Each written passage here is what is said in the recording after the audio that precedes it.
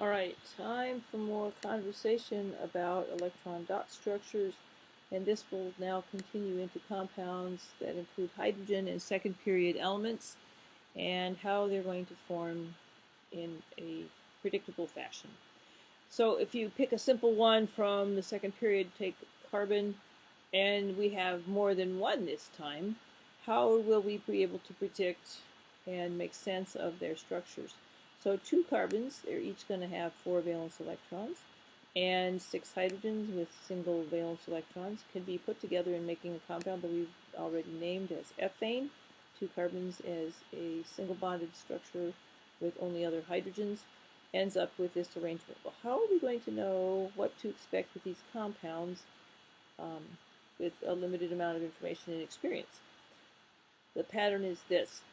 The structures for compounds of hydrogen with group 2A second row elements, are easily predicted because the row 2 atoms are going to bond to each other, and the hydrogens are on the periphery, around the edges, in other words. So if you think about it that way, the one we just showed a moment ago with ethane, the 2 carbons have to be connected to each other, and then the hydrogens are forming the rest of the bonds around each atom. The carbons then will have octets because they're going to share bonds with one neighboring carbon and 3 hydrogens each, and that gives you an octet around each carbon. So ethane fits that pattern. Other second row elements then would be things like boron, which does not get an octet, but there could be something else with that. I'll show you in a minute. And then carbon and nitrogen and oxygen and fluorine are the other second row elements that are going to make bonds with hydrogen. So let's think about how we would make a structure for hydrazine. Hydrazine's got more than one nitrogen now, and so we have to think about how we're going to put this together, and remembering that we're going to put the 2 elements from the second period together. We want to put the rest of the atoms around it somewhat symmetrically, and I didn't put these in a rectangular grid because actually it doesn't need to be this time, but I'll put the one half that way, one half not. And that means we're going to have to put in all the dots that we expect for each of these atoms. And so the nitrogen is typically going to have 2 bonds, nope, 3 bonds, right? And a lone pair.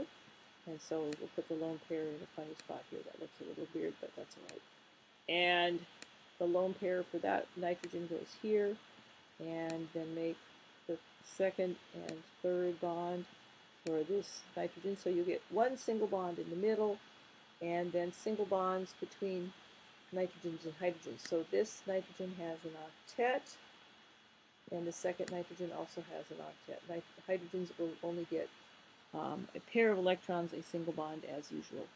And the nicer representation of the structure is shown down there at the bottom with 1 lone pair and 3 bonds around each hydrazine atom, or each nitrogen atom, in the compound called hydrazine.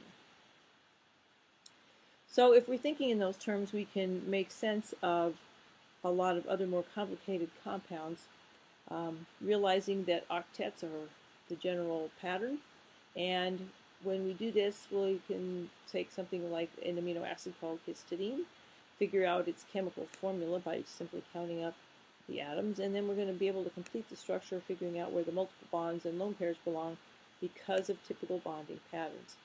Typical bonding patterns based on things filling up octets. Okay, so how many carbons? 1, 2, 3, 4, 5, 6, because the black ones are the carbons. Hydrogens, well boy, this is going to take us a minute. 1, 2, 3, 4, 5, 6, 7, 8, 9 is the gray or white atoms, or what color they look to you, I don't know, is going to be hydrogens. Nitrogen is blue, so 1, 2, 3 are in this formula, and then 2 oxygens. The red ones are oxygens. And so there's a chemical formula for histidine, the molecular formula. Of course, it doesn't tell us a whole lot because it has no information about which atoms are connected how. Well, the thing we have to look at with these to make sense of them and make sure that they're going to have typical bonding patterns, that's to suggest that there should be octets between around each of the atoms that are not hydrogen. And so where do we have to put our extra electron pairs that we call bonds to make this come out to be a complete structure? Well, for one, oxygen is typically going to have 2 bonds and 2 lone pairs. So this one over here on the far right should have another bond and some lone pairs. Well, the second one, the lower one of the 2, already has 2 bonds, but that means it should have some lone pairs, otherwise it's not going to have an octet. If we look at the carbon that is attached to those 2 oxygens, that carbon now has 4 bonds, so it has an octet. The carbon leftwards with adjacent to that again has 4 bonds. It should be sufficient. The nitrogen below it has only 3 bonds shown, so that means it needs a lone pair. Working leftward, continuing, so the next carbon up has 4 bonds. That's all it needs. Then the 2 carbons adjacent, one up, one down. Well, each of them only shows 3 bonds so far. So someplace there's another bond going to be needed. So we'll put one between carbon and nitrogen there, or we're going to have to put one somewhere else. Actually, that one doesn't fit. Let's take that one out. So if we work at this carefully, we realize that the nitrogen at the top of this ring structure on the left has got 3 bonds, so it just needs one lone pair. The carbon to the right of it needs an extra bond. The carbon at the left also needs an extra bond, but so does the nitrogen below. So let's put the extra bond there, and it needs a lone pair to add up to an octet. So these take a few minutes to deduce, but you can kind of figure out where extra bonds and lone pairs belong based on normal bonding pair, not bonding arrangements to make octets for each atom. And so it's not drawn in here, but it's described in words where all the extra parts belong. I hope you find that helpful. The next recording will give you more examples of electron dot structures for other compounds.